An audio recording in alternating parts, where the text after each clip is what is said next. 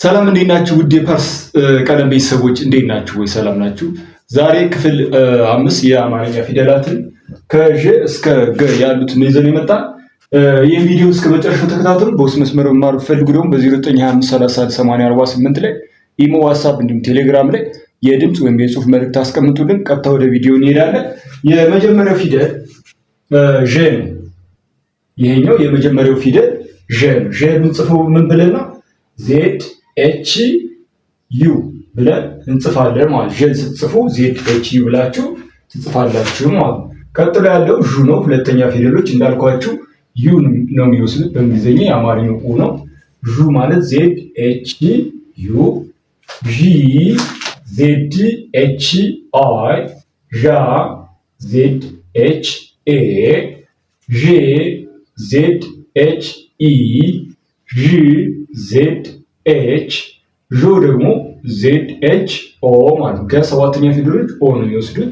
ስድስተኛ መዝለል እንችላለን። አይ ኢ የሚወስዱበት ሁኔታ አለ። እሱ ስም አጻጻፍ ላይ የተለያየ ስለሆነ እሱ እናያለን ስሞች ስንጽፍ ማለት ነው። አምስተኛ አይ ኢ ወይም ኢ፣ አራተኛ ኤ፣ ሶስተኛ አይ፣ ሁለተኞቹ ደግሞ ዩ፣ አንደኛው ወርደር ደግሞ ወይም አንደኛ ፊደሎች ደግሞ ኢን ይወስዳሉ ማለት ነው። ይቅርታ እዚህ ጋር ኢ ነው መሆን ያለበት።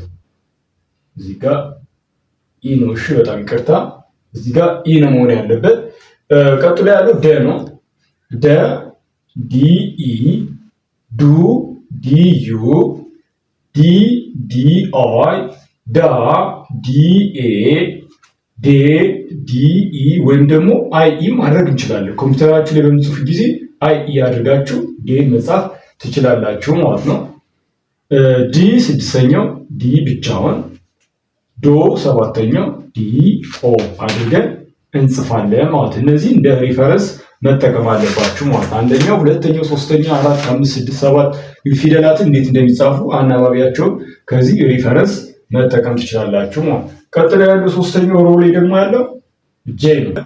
ጀ ኢ፣ ጁ ጀ ዩ፣ ጂ ጀ አይ፣ ጃ ጀ ኤ፣ ጄ ጀ ኢ፣ ጂ ጄ፣ ጆ ጄ ኦ አድርገን እንጽፋለን ማለት ነው።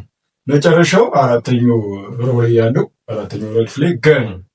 ገ ጂ ኢ፣ ጉ ጂ ዩ፣ ጊ ጂ አይ፣ ጋ ጂ ኤ፣ ጌ ጂ ኢ፣ ግ ጂ፣ ጎ ጂ ኦ አድርገን እንጽፋለን። የዛሬ ክፍል 5 ይህን ይመስላል።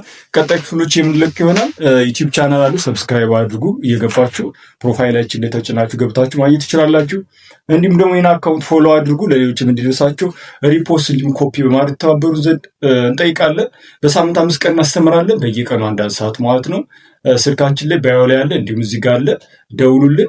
መልካም ቆይታ ይሆንላችሁ።